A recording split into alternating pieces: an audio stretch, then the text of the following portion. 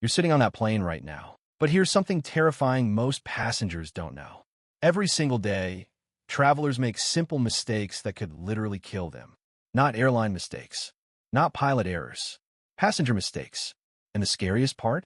You might be making them right now without even realizing it. And today, we're exposing 8 flight mistakes that have actually caused deaths, medical emergencies, and near disasters at 35,000 feet. Airlines don't advertise these risks. Flight attendants can't warn everyone. But after today, you'll never fly the same way again. These aren't myths or exaggerations. These are documented medical emergencies backed by aviation safety data, CDC reports, and real incident investigations. Some are so common that doctors now call them economy class syndrome. Others are so deadly that just one mistake can trigger a life-threatening cascade in under 15 minutes. If you value your life and your family's safety, you need to see all 8. Hit subscribe right now, because this information could save your life on your next flight. Let's begin. Mistake 1. Staying immobile for hours, deep vein thrombosis. You board a 12-hour flight to Europe. You get the window seat, settle in, and decide not to move for the entire flight because you don't want to bother the people next to you. Seems considerate, right? Dead wrong. You just triggered one of aviation's biggest silent killers. It's called deep vein thrombosis, or DVT. And it's exactly what it sounds like. A blood clot forms deep in your leg veins. The danger? That clot can break loose, travel to your lungs, and cause a pulmonary embolism, which can kill you. First, here's what makes it terrifying. The CDC reports that long flights increase your DVT risk by up to 400%. Cabin pressure, dehydration, and immobility create the perfect storm. Your blood thickens. Circulation slow. Clots form silently while you're watching movies. The solution is simple but critical. Stand up every 2 hours. Walk the aisle. Flex your feet and ankles while seated. Wear compression socks on any flight over 4 hours. These aren't suggestions. They're survival tactics. Because DVT doesn't give warnings. It just strikes. Mistake 2.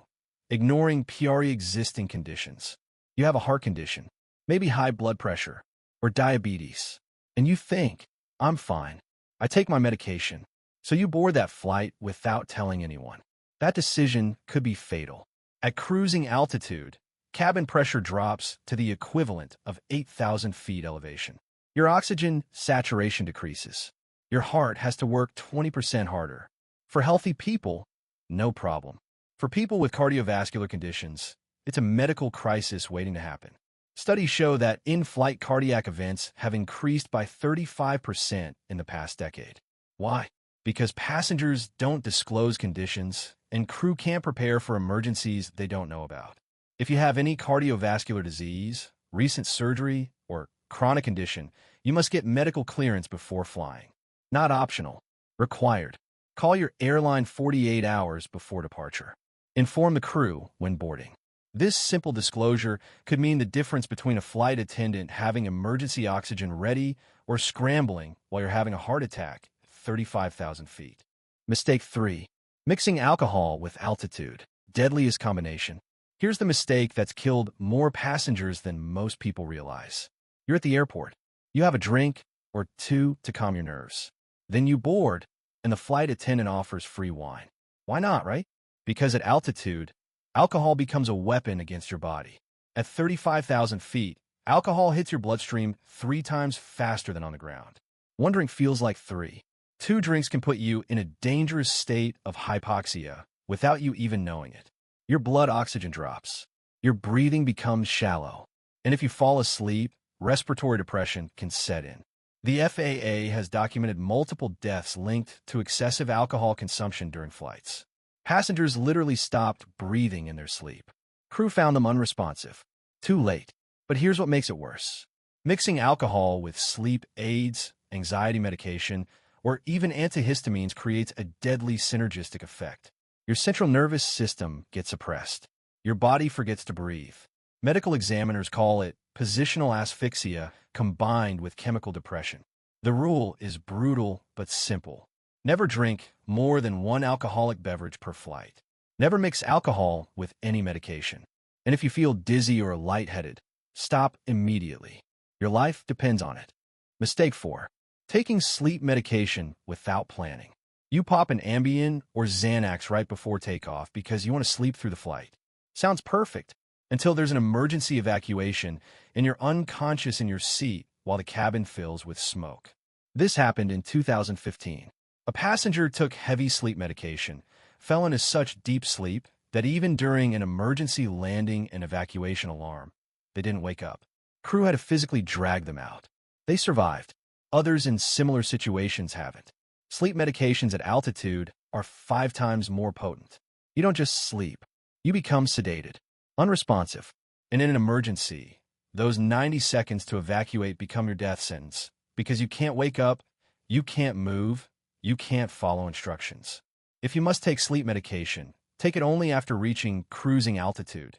Take half your normal dose, and make sure your seatmate knows you've taken it so they can wake you if needed. Never take it during takeoff or landing. Mistake 5. Not knowing oxygen mask protocol. You've heard the safety briefing 1,000 times. Put your own mask on first before helping others. You nod. You ignore it. And that ignorance could kill you and your children. Here's the brutal truth.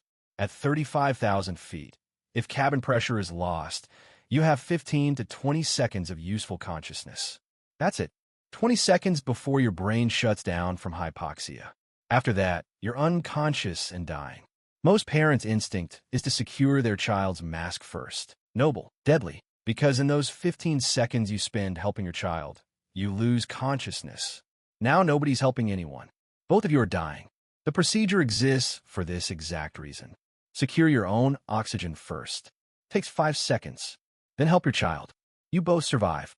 Reverse the order, and neither of you do. Aviation accident investigations have found deceased parents still trying to secure their children's masks, both victims of hypoxia.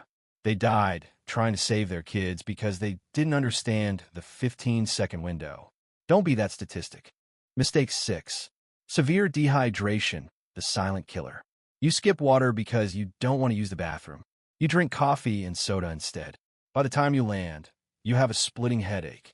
You think it's jet lag. It's not. You're severely dehydrated. And on your next long flight, that dehydration could trigger a stroke. Cabin humidity sits at 10 to 20%. That's drier than most deserts. Your body loses water through breathing, skin evaporation, and reduced fluid intake.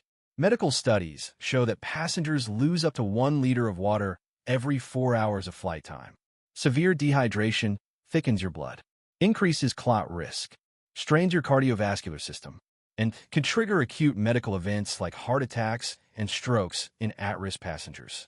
The Journal of Travel Medicine documented 47 cases of in-flight strokes linked to severe dehydration. The rule is simple. Drink 8 ounces of water every hour of flight time. Avoid caffeine and alcohol, which accelerate dehydration.